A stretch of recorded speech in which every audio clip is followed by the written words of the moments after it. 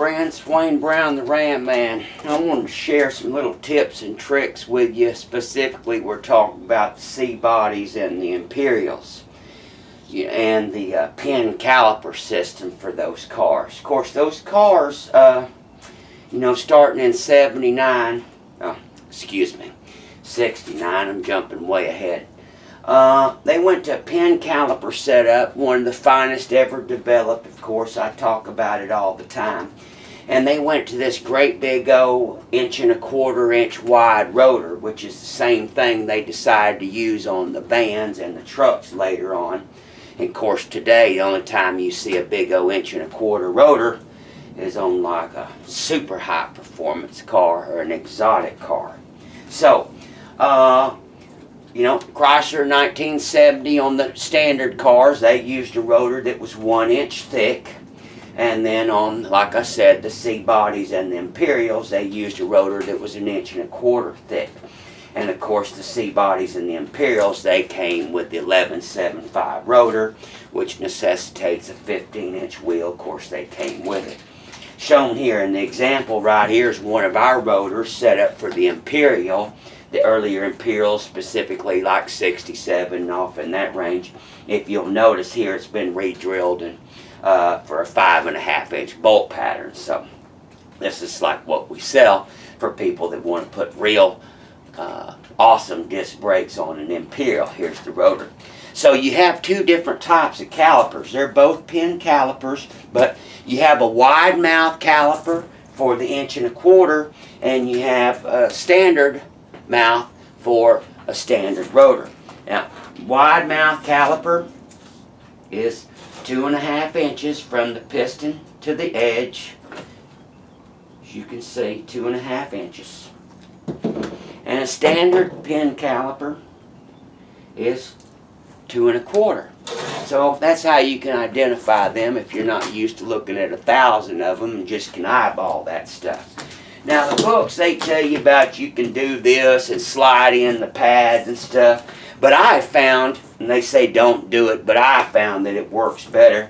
Actually, you can pre-assemble this pin caliper setup. You can see right here, I've already installed the shoes, the outboard shoe on the pins, and this is the inboard shoe, and here's the caliper bracket, and the pins are already screwed in. And I find that it works easier than trying to juggle all this. Now I've just got this thing set up right here, so here we go. So there it is, all put together.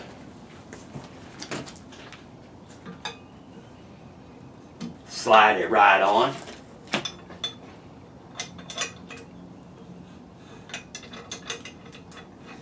Put in our two caliper bracket bolts.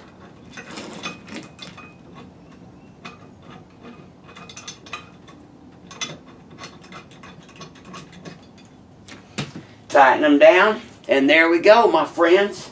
Pin caliper system installed. One of the easiest things that you could ever do. And like I've told you, reminding you about the pin caliper setup. See, is versus the slider. They slide back and forth on these 4 great big machine ways. 1, 2, 3, 4. Plus they have the alignment pins. If you'll notice, modern cars, almost all of them, have a pin type design and some variation or what have you. So this thing floats back and forth, and the alignment pins.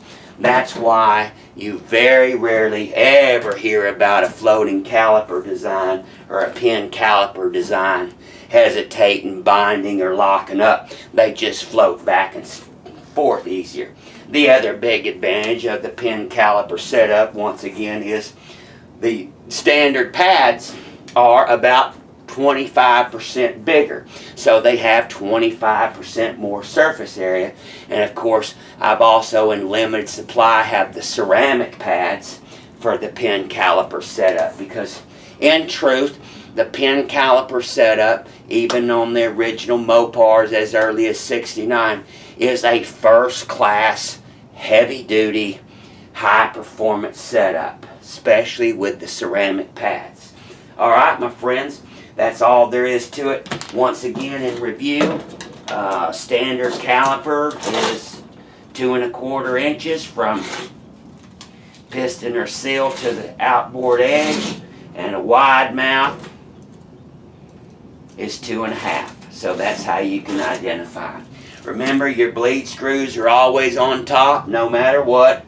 No, never be able to bleed that thing right. So there you go, my friends. There's a little review for the C-bodies and the Imperials, and that's how you put first-class disc brakes on one of those cars. 65 and up C-bodies and the Imperials. You do that spindle change, and you've got one of the finest systems that you could ever bolt on your car. Then and today. Rivals anything. All right, friends. Give us a call at the Ram Man, 817-429-0105, or shoot us an email. Please, when you shoot us an email, please put a contact phone number in there so we can call you back. You would not believe how many people send us an email. We are busy folks. About 500 people a day watch the helpful videos. Yes, a day. So thank goodness for that. Main thing is it just saves us from answering a whole bunch of questions, and a lot of people get the help that they need, because not a whole lot of good, correct information out there for us Mopar brothers. Anyway, God bless you, God bless America, and happy frickin' Mopar. Thank you. Bye.